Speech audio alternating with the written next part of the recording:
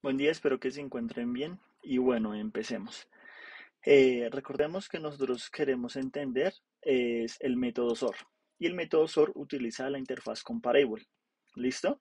Entonces por eso vamos a ver este tema que es la interfaz comparable. A nivel de búsqueda no tiene ningún problema como nos pasó con el tema de las wildcards. Hay ejemplos, hay videos, hay de todo. Y normalmente lo que nos permite es ordenar un objeto según sus atributos. ¿Listo? Entonces, este, esta interfaz nos ayuda a ordenar. Entonces, ya tiene sentido que se utilice en el método SOR. Los que no saben que para qué sirve el método SOR es porque funciona para ordenar. ¿Listo? Si vamos a la definición de la interfaz comparable, vemos que solo tiene un método que se llama compareTo.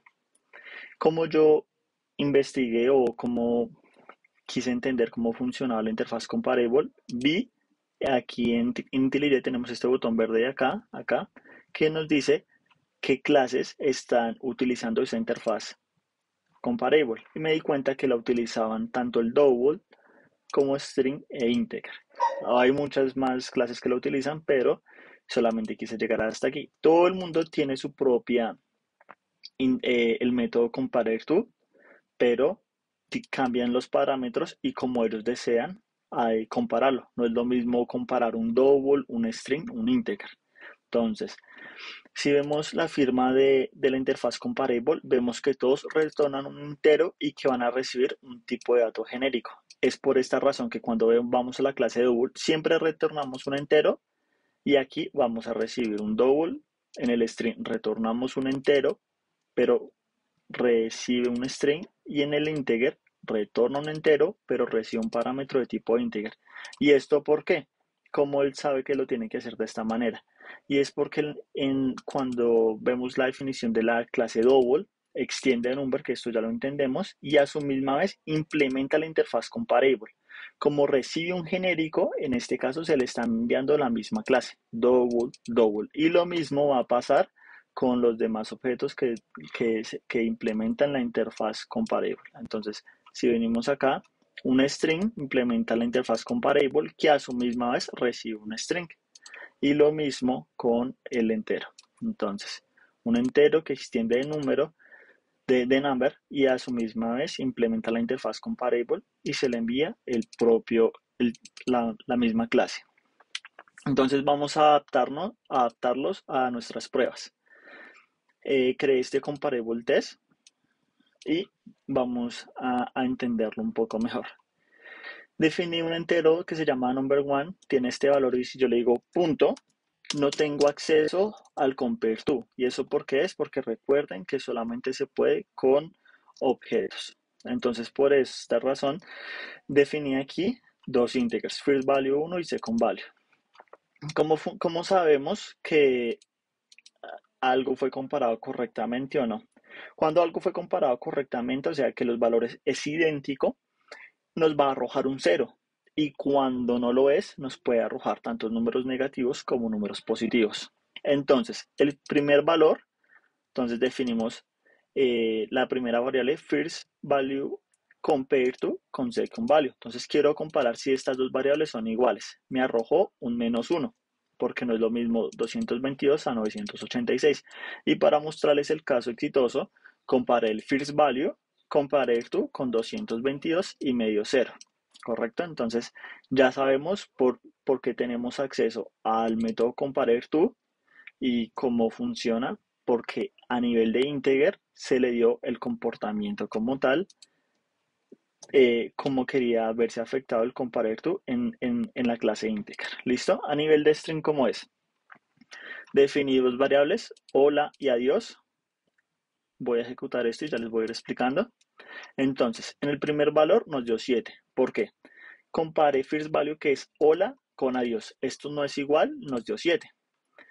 Esto es sensible a mayúsculas y minúsculas, así que puse first value, que significa que es hola, y lo comparé con hola, pero este hola tiene la H en mayúscula, nos dio 32. Y la última prueba, si puse first value y lo comparé con hola en minúscula, por eso nos dio 0. ¿Ok? Pero entonces ahora vamos a adaptarlo a un ejemplo que estemos llevando y es el de la clase persona. ¿Listo? Entonces le voy a mostrar más o menos. Nosotros teníamos la clase persona de esta manera, ¿cierto? Entonces, estoy comentando aquí el código que tenía preparado. Entonces, si queremos hacer comparaciones, si queremos tener la capacidad de decir que una persona es igual a otra, pues implementamos la interfaz comparable, ¿cierto? Nos paramos aquí sobre la línea rojita y le decimos implementar sus métodos. Vamos a implementar el compare_to. Dense cuenta que me arrojó como parámetro de tipo object. ¿Y fue por qué? Porque acuérdense que la interfaz comparable recibe un t como parámetro. Entonces, para que esto tenga sentido, le voy a pasar de tipo persona, tal cual como vimos en los demás ejemplos que le pasaban el mismo valor según la clase. ¿Ok? Entonces, estamos en la clase persona y me dice, oiga, implemente sus métodos. Listo. Los voy a implementar y como se dieron cuenta, entonces de esta manera el parámetro que recibe es de tipo persona, que es lo mismo que pasó en cada una de estas clases de acá. ¿Listo? Y me devuelve un cero. ¿Es por qué? Porque él está esperando que yo modifique esta lógica y que le diga, oiga, ¿usted cómo quiere comparar que una persona es igual a otra? Y ese fue el código que hice acá. ¿Listo? Entonces, yo como sé que una persona es igual porque tienen todos sus atributos iguales. Esto usted lo puede adaptar como usted quiera. Esta fue mi manera de hacerlo. Entonces, primero comparo que eh, del parámetro que me llega acá, comparo la edad del parámetro que me llega con la edad de la clase persona que estamos utilizando actualmente. Esto de pronto puede que no me lo entiendan un poco así, pero es lo mismo que hicimos así que hicimos aquí con los valores enteros. Utilizamos el valor 222 y lo comparamos con otro valor. Entonces, estamos utilizando dos enteros. Es lo mismo que vamos a hacer con las personas. Una cosa es, cuando digo this.age, estoy haciendo referencia al objeto que declaré previamente. Si vemos a nivel de enteros, es como si hiciéramos referencia a este valor, como si instanciáramos antes este valor. Entonces, el parámetro que viene lo voy a comparar su atributo. Si stat es igual, si la edad de la persona es igual a la edad de la persona, pero del parámetro. Si no es así, voy a retornar un 1. ¿Por qué? Porque sabemos que para que sea igual tiene que retornar un 0. Y aquí simplemente voy a realizar la comparación que yo quiero. Entonces, voy a comparar el nombre del objeto que me llega por parámetro. Acuérdense que el nombre es de tipo string, por lo que puedo utilizar el compare_to de la clase string.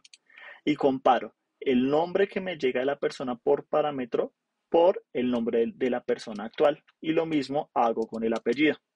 Esto lo sumo. ¿Por qué? Esta parte de acá me debe dar un cero si es exitoso y esta parte de acá me debe dar un cero si es exitoso.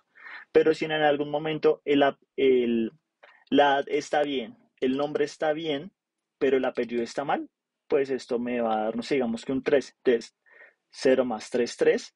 Entonces no me va a retornar un cero y yo ya voy a saber que no es igual la persona. Entonces vamos al ejemplo. Mm, Y lo que hice acá fue definir cuatro tipos de personas. Estas dos personas tienen los mismos parámetros. Esta persona acá solo le cambié el parámetro Angélica, el nombre, y este parámetro acá solo le cambié eh, la edad. ¿Listo? Si ejecuto solo esta parte, vemos, vamos a hacerlo de esto acá. Entonces, la persona nada sin número, la voy a comparar con la persona 2. ¿Esta información es correcta? Sí, porque me arrojó un cero. Ahora, la persona la voy a comparar con la persona 3. La persona 3 no es igual que la definición de la persona de acá arriba, por lo que me arroja un 3. Y aquí tiene todo igual, pero la edad no es la misma, entonces me devuelve el 1. ¿Listo? Entonces, si se dan cuenta, cómo la interfaz comparable nos ayuda a, a comparar, y esta misma interfaz comparable nos va a ayudar en un futuro a realizar, nos ayuda con el proceso de algoritmos de ordenamiento. El otro ejemplo que les quería dar es con los otras personas que tenemos. personas, doctor y profesores, porque acuérdense que al poner la implementación en la clase persona, automáticamente tanto el doctor como el profesor lo van a heredar. Entonces, defino una persona, doctor, pero aquí la instancio como new doctor. Es diferente como lo hago acá, new person. Y esto ya es temas de polimorfismo que eh, ya hay muchos videos de polimorfismos y si lo buscan lo van a entender perfectamente. Entonces, aquí tengo una persona, pero va a ser de tipo New Doctor. Aquí declaro un doctor de tipo New Doctor. Aquí un profesor. Y aquí sí es normal, como un profesor, como un profesor. Aquí los valores de estos dos objetos son iguales. Y aquí la diferencia es que estos dos objetos son iguales, pero lo único que cambia es la edad. Entonces miremos las comparaciones. Entonces, tengo el objeto persona, que es el que definimos acá arriba, y lo voy a comparar con el doctor. Esto me devolvió un 13. Está bien esa comparación. Voy a mirar si vamos a seguir con el siguiente, que es doctor, y lo voy a comparar con el doctor 1. Esto es genial esta comparación porque mire que este objeto es de tipo persona y este objeto es de tipo doctor. Aunque la instancia sí tengan estos mismos valores, pero aquí lo que nos dice es que son dos objetos diferentes con los mismos parámetros y aún así con el objeto comparable que diseñamos nos da un 0. ¿Sí? El doctor lo comparamos con el doctor 1 y nos dice que es la misma persona porque tiene los mismos atributos. Nos dice que es un 0.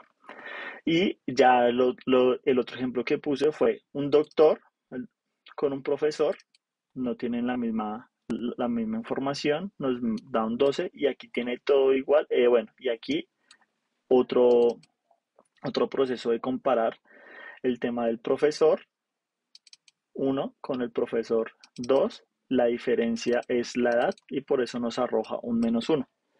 Entonces es importante, por eso era importante entender la interfaz comparable porque nos va a ayudar con el método SOR y ya vamos a llegar al último video. Espero que les haya gustado y muchas gracias.